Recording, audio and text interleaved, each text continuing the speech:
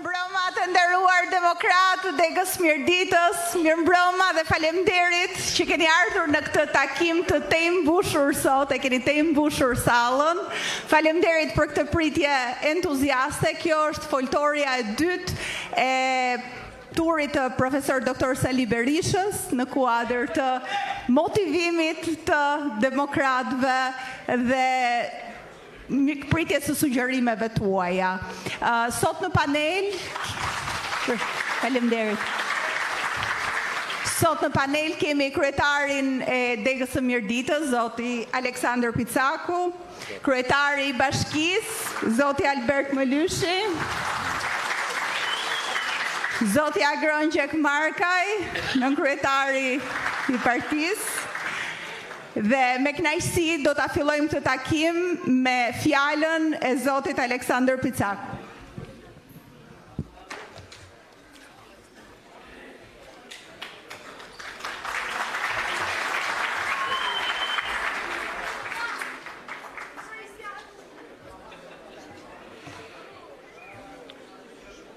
Të nderuar demokrat, qendrështar, mbrojtës të vlerave demokratike, i nderuar profesor doktor Sali Berisha, mirë se erdhe.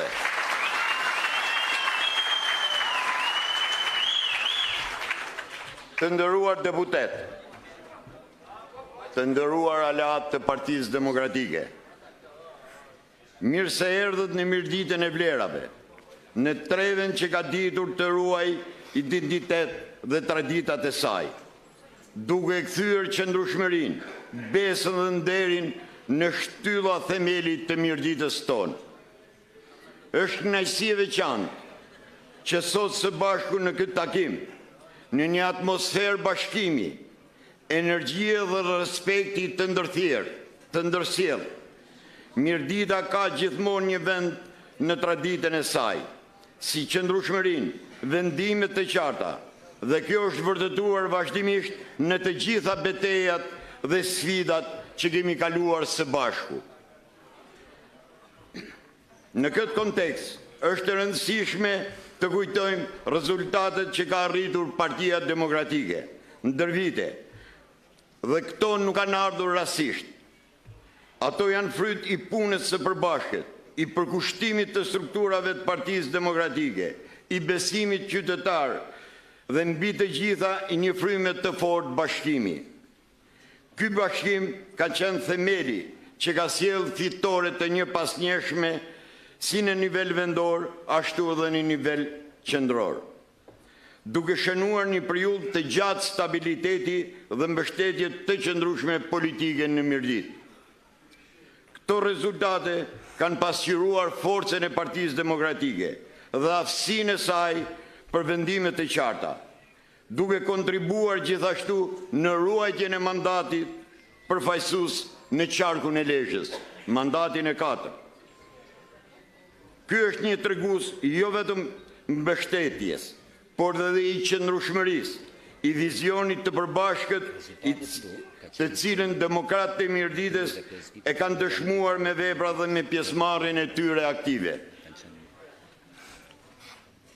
Është e rëndësishme të theksojmë se asnjë arritje nuk do të kishte qenë e mundur pa unifikimin e faktorëve politik dhe shoqëror të rrethit Mirditës.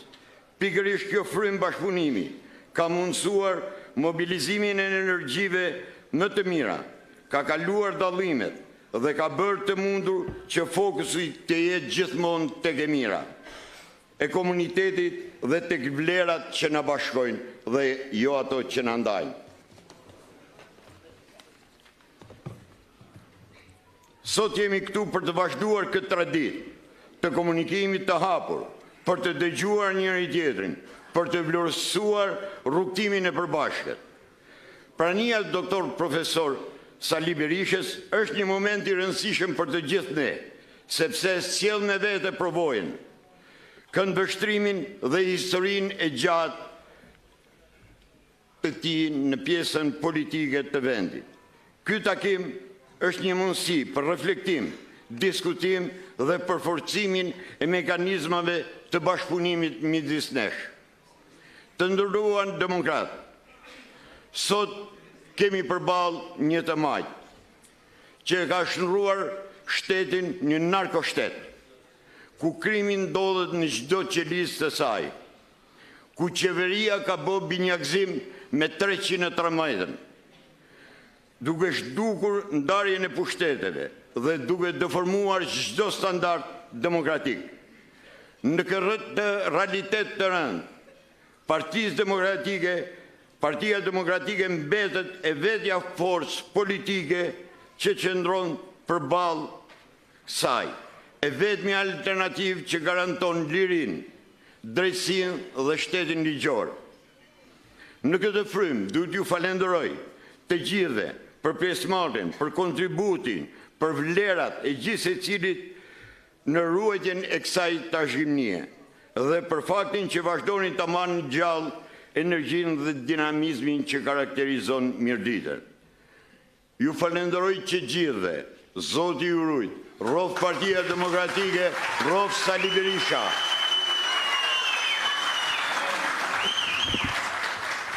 Faleminderit zoti Picaku. Tani ftoj në podium kryetarin e bashkisë, zotin Albert Mëlyshi.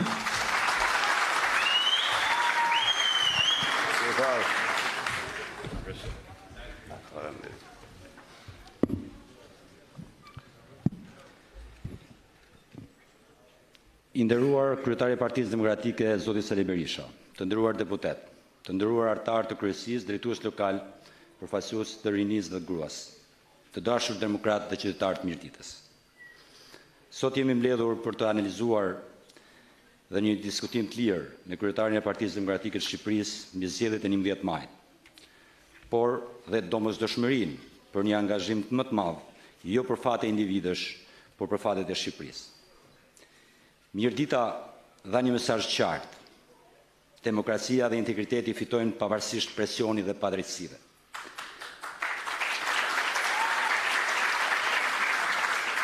Partia Demokratike fitoi këtu me diferencë të thellë, krahasuar me çdo palë zgjedhjet më parshme në një fitore të padiskutueshme.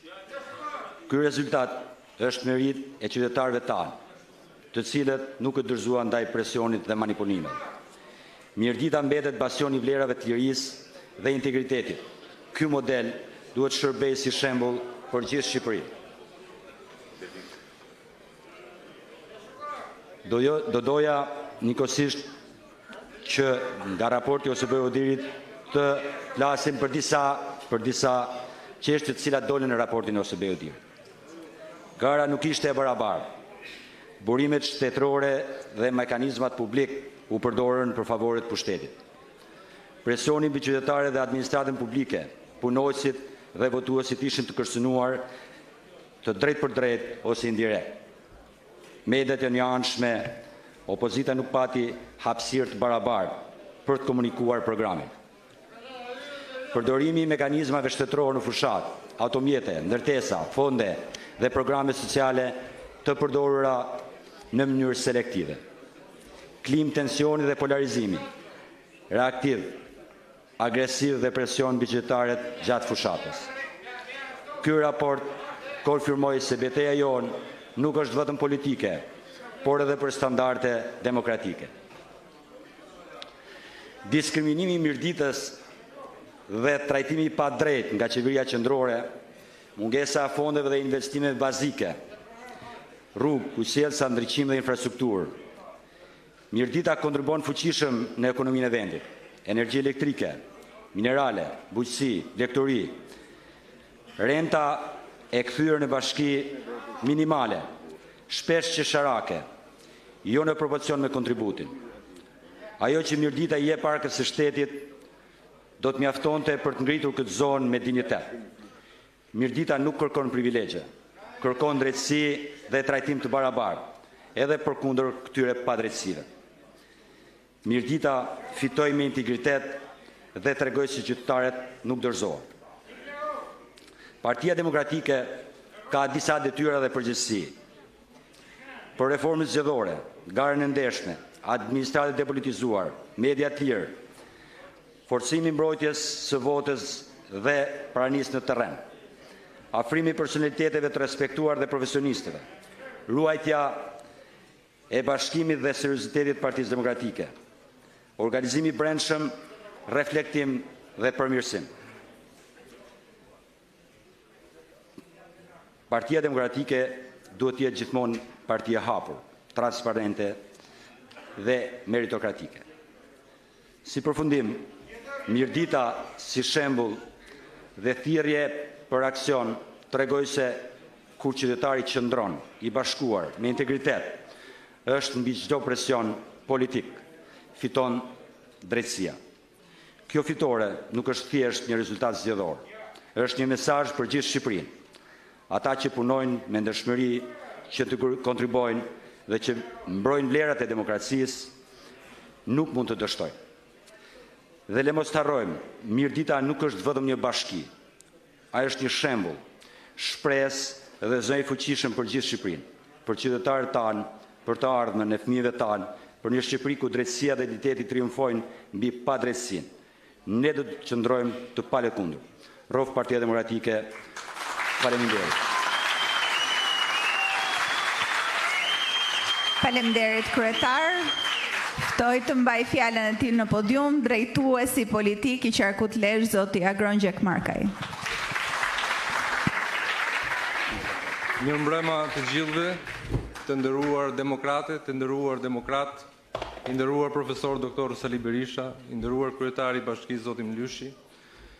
Unë e di që ju jeni të etur të bashkëbisedoni sonde me profesor doktor Sali Berishën. Unë nuk do zjatëm shumë, por thjesht duhet ju falenderoj nga zemra të gjithëve së bashku dhe veç për kontributin që llat në fitoren e Partisë Demokratike, jo thjesht në krahinën e Mirditës, e cila u ngrit në lartësinë e historisë së saj, por për kontributin që llat për fitoren e PD-s në Qarkun e Lezhës. Faleminderit nga zemra. Faleminderit zoti Gjekmarkaj. Ftoj kryetarin e Partisë Demokratike, profesor doktor